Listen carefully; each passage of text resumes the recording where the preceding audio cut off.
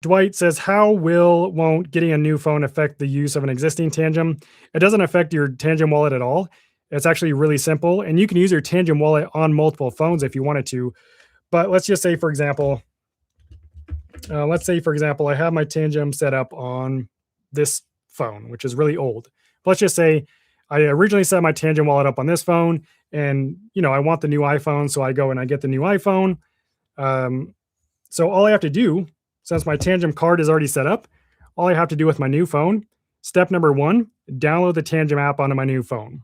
Step number two, press the scan card or ring button when you open up the app. Step number three, scan your Tangem card that's already set up. You'll scan it.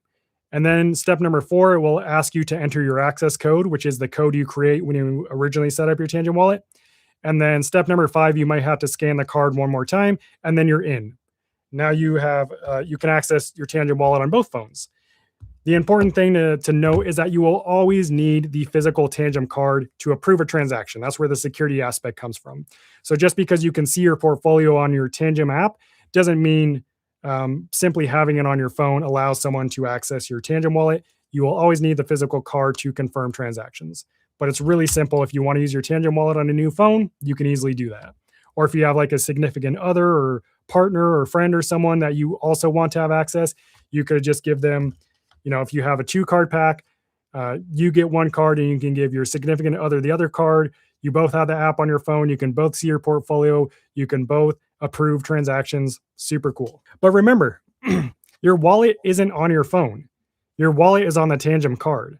So if you lose your phone, that doesn't mean you lose access to your Tangem wallet. You would get a new phone, you download the Tangem app, you scan your card, which has the keys to your crypto, and you'll be able to access your crypto again.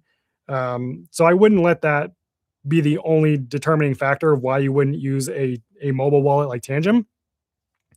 And ultimately, as long as you have your seed phrase, even if you lose your phone and all of your Tangem cards, you always have access to your crypto because a seed phrase is the key to your crypto.